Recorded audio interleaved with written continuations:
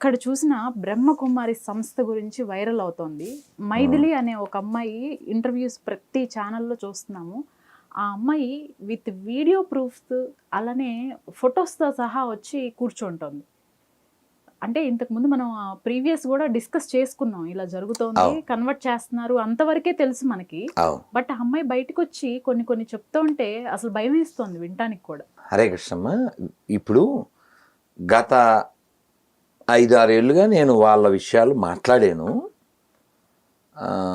ఇంకా ముందుకెళ్తే 2007లో ఇంకా లిటరల్లీ చెప్పాలంటే కొట్టడానికి వెళ్ళాను నేను. అంత కోపం వచ్చింది. వాళ్ళ అకృత్యం ఏంటంటే భర్తని భార్య అన్నయ్య అని పిలవడం.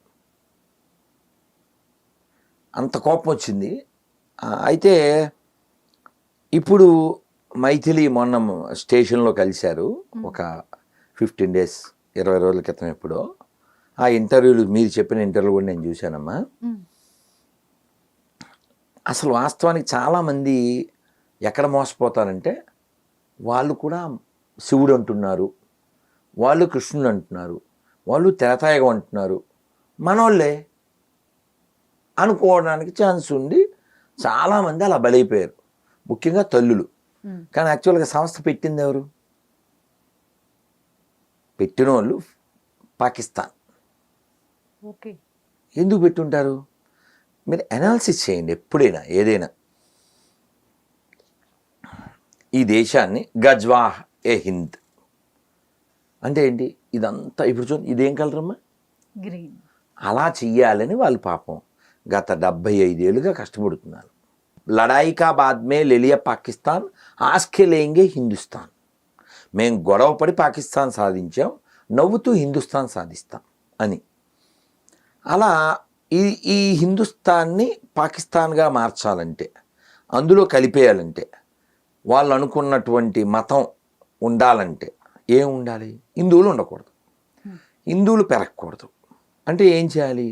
తల్లుల గర్భాల్లోంచి అసలు ఎవరో పుట్టకూడదు, ఇంత కాన్సెప్ట్ ఉంది. అప్పుడు అసలు స్త్రీలు పెళ్ళిళ్ళు చేసుకోకూడదు.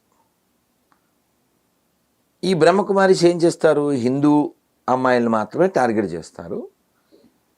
తద్వారా వాళ్ళు అలా నన్స్, ఆల్మోస్ట్ లైక్ నన్స్ అలా కంటిన్యూ అయిపోతారు. ఇంట్లో వాళ్ళతో ఇంక సంబంధం ఉండదు. ఇంకా తర్వాత అకృత్యాలు అనేది ఇంకా మీరు చెప్పారు, ఈ అకృత్యాలు అవన్నీ ఉంటుంటాయి. మొత్తానికి వాళ్ళు వివాహం కాకుండా ఉండిపోయి భవిష్యత్తు తరాన్ని తయారు చేయవలసిన తల్లులుగా ఉండవలసిన వాళ్ళు ఎంటీ అయిపోతారు. తద్వారా హిందువుల జనాభా తగ్గిపోతుంది, వాళ్ళ లక్ష్యం నెరవేరుతుంది. అలా వాళ్ళ లక్ష్యం నెరవేర్చడంలో వీళ్ళు ఒక కారణభూతులు. ఇంకొకటి ఏమిటంటే, మనం అబ్జర్వ్ చేయొచ్చు, వాళ్ళు వేదాలను ఒప్పుకోరు కానీ క్రిస్మస్ చేస్తారు. బ్రహ్మకుమారి సంస్థ క్రిస్మస్ సెలబ్రేట్ చేస్తుంది. ఫోటోలు చూడొచ్చు మీరు. క్రిస్మస్లో ప్రామాణికం కనబడినప్పుడు వేదంలో ఎందుకు కనపడలే? ఇంకా చాలా ఉన్నాయి. ఇప్పుడు మా చెల్లి క్లాస్మేట్ మాకు చెల్లె, మమ్మల్ని అన్నయ్య అంటది. అందులో న్యాచురల్ కదా. వాళ్ళ ఇంటికి వెళ్ళాం, అన్నయ్య రండి అని పిలిచింది. అందులో సర్ప్రైజ్ ఏం లేదు, కానీ వాళ్ళ అమ్మ కూడా అన్నయ్య అంటది మమ్మల్ని.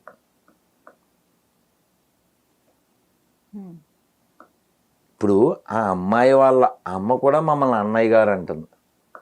సరే, మేము ఎక్కడ ఏమిట్రా అనుకున్నాం. ఇప్పుడు వాళ్ళ అబ్బాయిలు ఏమైపోవాలి, వాళ్ళ ఆయన ఏమైపోవాలి? సేమ్ పిలుపు కదా. వాళ్ళ అబ్బాయిలు వాళ్ళ ఆయన కూడా అన్నయ్య అని పిలుస్తుంది ఈవిడ.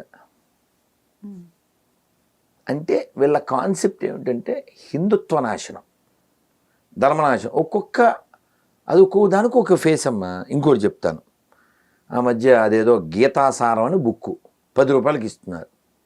యాక్చువల్గా అది ఎవరో హిందువులు ప్రింట్ చేసింది కాదు అది. దాని లోపల ఈ ఈ ఈ తత్సంబంధీకులే దాని లోపలికి వెళ్ళి ఆ పుస్తకం లోపల చూస్తే రాతలన్నీ గీత ఉండదు, అంత రోత. అంటే ఈ బ్రహ్మకుమారీస్ని నేను అందుకే కోపం వచ్చి బ్రహ్మరాక్షస కుమారీస్ అంటాను. ఓం శాంతి కాక ఓం అశాంతి అంటాను. వీళ్ళు యాక్చువల్గా ఒక ముసుగుతో ఉన్నారు, ఒక ముసుగు. ఇప్పుడు తర్వాత మీరు ఈ వీడియో పెట్టిన తర్వాత కామెంట్లు చదువుదాం.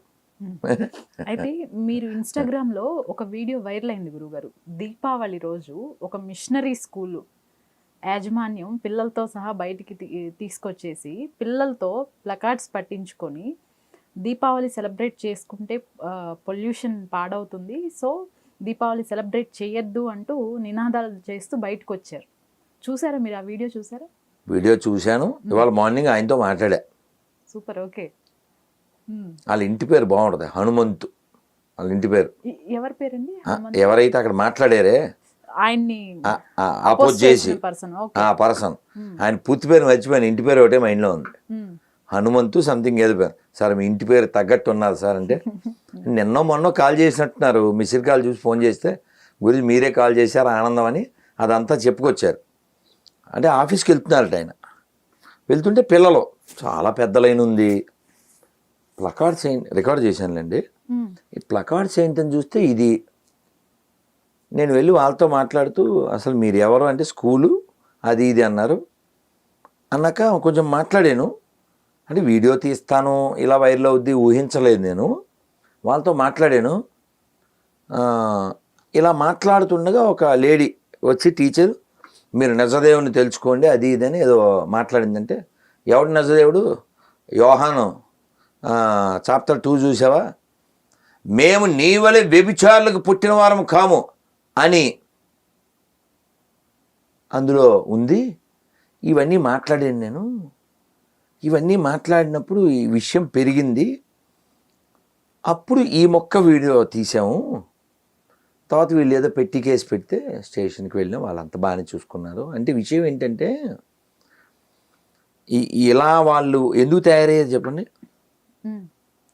హిందూ పండగలకి హిందూ పిల్లల్నే తీసుకెళ్ళి ఆపోజిట్గా మాట్లాడడానికి కారణం వాళ్ళకి ఆ బుల్బుల్ ఎక్కడం, వాళ్ళ పుస్తకం ఎక్కడం. పుస్తకం ఎక్కడం అనేది ఒక కాన్సెప్ట్ అయితే, రెండోది మీకు ఇప్పుడు బ్రహ్మరాక్షస కుమారీస్ ఏ విధంగా అయితే ఈ దేశ ధర్మనాశనానికి పనిచేస్తుందో అలాగే క్రైస్తవం కూడా అదే పనిచేస్తుంది. వాళ్ళ కాన్సెప్ట్ ఏమిటంటే వాళ్ళ మత వ్యాప్తి అనేది సెకండరీ, ఈ దేశ నాశనం వాళ్ళ ప్రైమరీ. కాబట్టి చెక్ చేయండి. ఒక రూలు అంటే నేను ఈ వీడియో ముఖంగా లాయర్లందరినీ రిక్వెస్ట్ చేస్తున్నా, కోర్టులో కేసు వేయండి. ఒక రిక్వెస్ట్ గవర్నమెంట్ ఆఫ్ ఇండియాకి, కోర్టు ద్వారా అయితే బాగుంటుంది. కానీ దురదృష్టం కోర్టులను కూడా మనం విశ్వసించుదామంటే లేని పరిస్థితి తెచ్చారు. మీకు గుర్తుందా, మనం సినిమాకు ముందు జనగణమన పాడేవారా? వందే మాత్రం జనగణమన 52 సెకండ్స్. కొన్ని రోజులు అదే దానికే మాట్లాడు. 52 సెకండ్స్, నాట్ ఈవెన్ 1 మినిట్.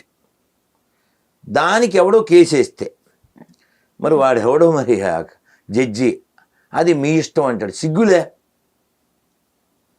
దేశ జాతీయ గీతాన్ని యాంథమ్ దాన్ని ఐచ్ఛికం ఏమిటండి? నీ ఇష్టం ఏమిటండి? నిలబడచ్చు నిలబడపోవచ్చు, కాళ్ళు ఇరిగిపోతాయి అని కదా చెప్పాలి. దేశభక్తి లేకపోతే దేశం ఎలా ఉంటుంది? నా రిక్వెస్ట్ ఏమిటంటే గవర్నమెంట్ ఆఫ్ ఇండియాకి ప్రతి చర్చి ముందు, ప్రతి మసీదు ముందు, ప్రతి గుడి ముందు జాతీయ జెండా ఎగరేయాలి. Fixed, make it mandatory. ప్రతిరోజు మార్నింగ్ వందే మాత్రం, night closing time Janaganamana mandatory చేయండి. అవుద్దామదా? మొన్న ఆగస్టు 15కి చాలా గుళ్ళల్లో జాతీయ జెండా ఎగరేశారు, వందే మాత్రం జనగణమన పాడారు. మరి ఎన్ని చర్చిల ముందు జరిగింది అంటారు? ఎన్ని మసీదుల ముందు జరిగింది? మనం ఎత్తుకుంటే ఆయన పేరు నాకు తెలియదు కానీ ఇక్కడ హోమ్ మినిస్టర్ చేశాడు లాస్ట్ గవర్నమెంట్లో, తెలంగాణ ఆయన పేరు ఏదో ఉంది. మరి ఆయన ఎప్పుడైనా జెండాకి శాల్యూట్ చేయడం కానీ జనగణమన కానీ ఏమన్నా ఉందా? కాబట్టి మీరు అబ్జర్వ్ చేయండి. మీరు ఆ పిల్లలు దీపావళి విషయం అదొకటే చూడకండి.